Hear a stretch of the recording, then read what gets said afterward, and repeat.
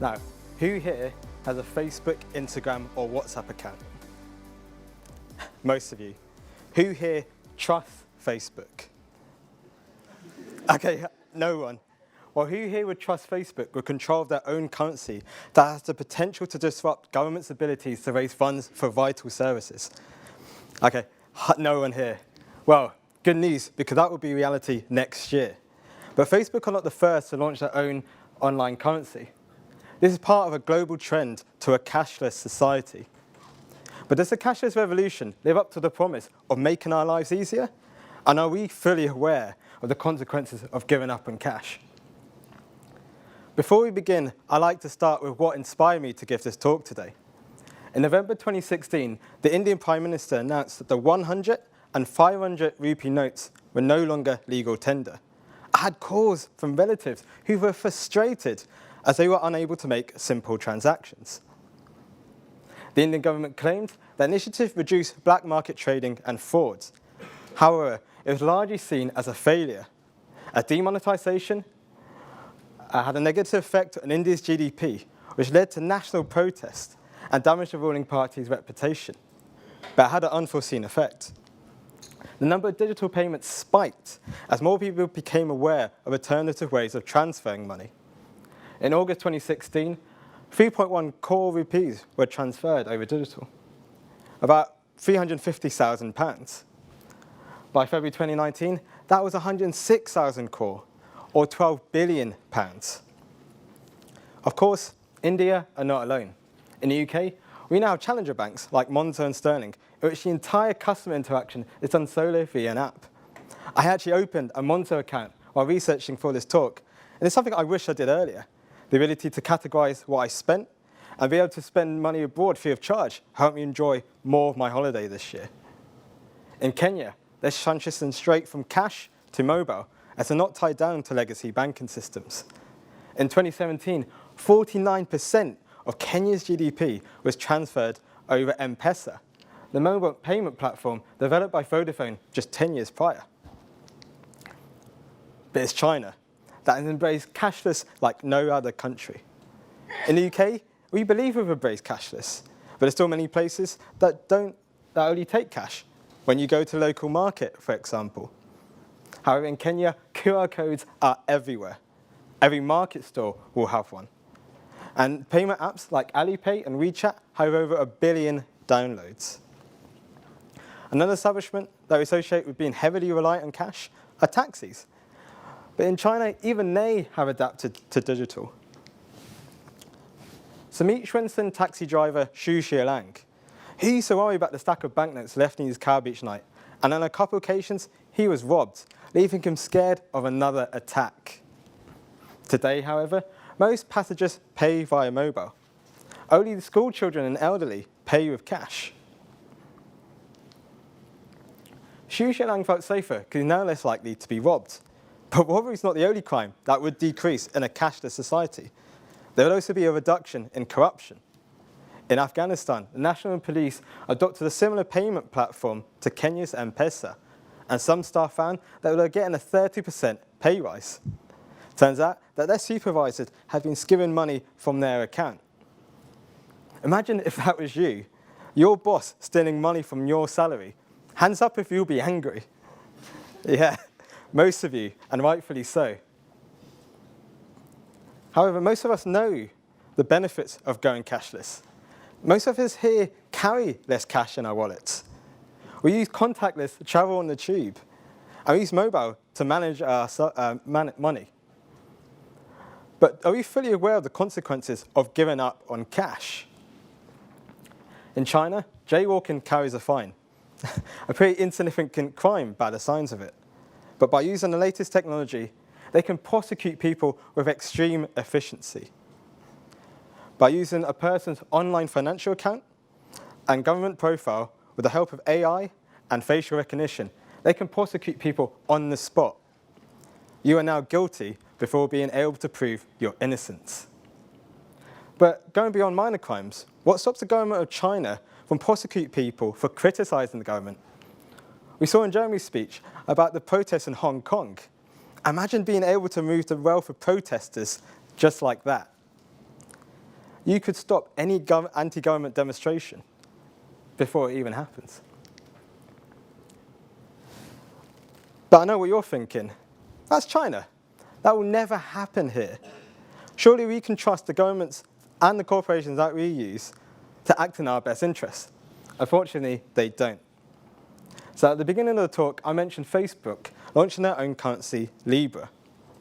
Libra is a cryptocurrency tied to the value of the dollar and euro, and will enable hundreds of millions to send money across borders as easily as sending a text message, to pay Uber using just your WhatsApp account, to pay your friends via Messenger after a round at the pub.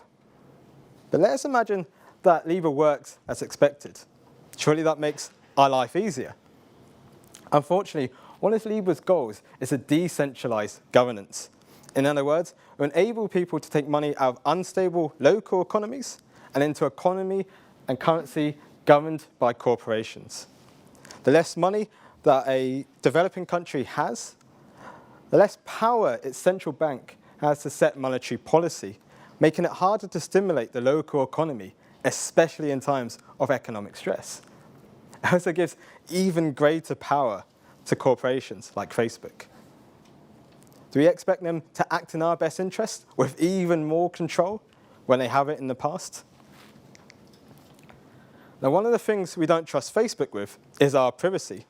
And that's based on scandals such as Cambridge Analytica harvesting data of millions without their consent. With Libra, there's potential for even greater intrusion of our privacy. Facebook have promised that they won't use Libra to target adverts. But from the vote earlier, none of us trust Facebook. Another titan of the tech industry, Google, has had privacy issues with Google Pay, sharing your credit rating and personal information with other businesses. But privacy is not the only issue with going cashless. Does anyone here have a TSB bank account?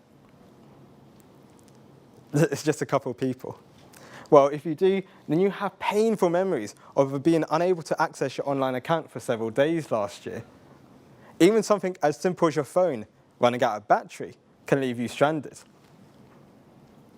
Furthermore, in a cashless society, the consequences of hacking are even greater, as there's no alternative ways to access your money. Even with distributed ledger technology, ensuring that our money is stored safely, when we pay corporations, we are trusting them with our account details. Just recently, it was announced that Virgin Media was storing customers' passwords in plain text. Crazy, I know.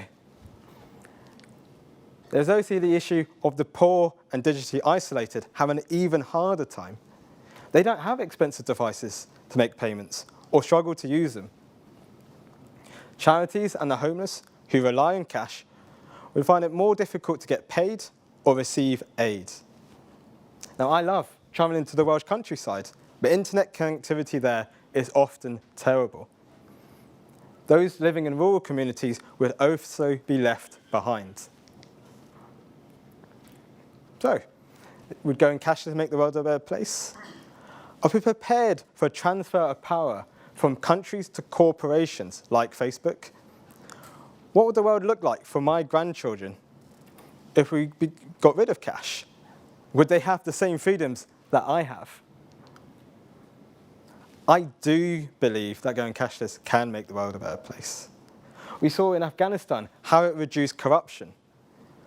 We saw how Xu Zhilang felt safer because he's no longer having to deal with cash, and how it makes it so much more convenient to the extent where almost half of Kenya's GDP is transferred over mobile. However, there are certain actions that you can do today to ensure that we keep our personal freedoms and ensure that we don't leave certain groups within society behind. The first action is to prevent your payment details being tracked by government and corporations. So after this talk, check the privacy settings of the payment apps that you use. For example, you can change your settings on Google Pay to prevent your data being sent to third parties. You can also protect your privacy by using VPNs, which encrypt your online traffic, or by using browsers such as DuckDuckGo, which won't store your personal information. The next action you can do is to use the latest financial technology to help you save money. I downloaded this app Clio while I was researching for this talk. The app uses AI to tell me where I'm spending most of my money, as well as roasting my spending habits to encourage me to save. With the app, you'll be able to see how much you're really spending at the likes of Pret, Leon, and Itsu. The final action is to help those who might struggle to adapt. In China, over 100 universities are sending students to help train the older generation how to use apps like Alipay.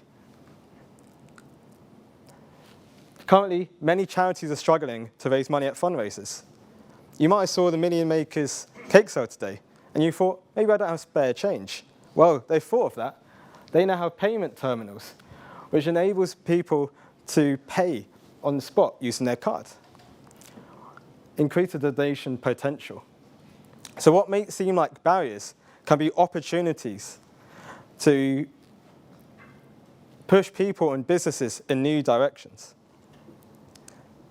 I believe that going cashless can make our lives easier, but it's up to us to ensure that the technology is used right and ensure that we don't leave certain groups within society behind.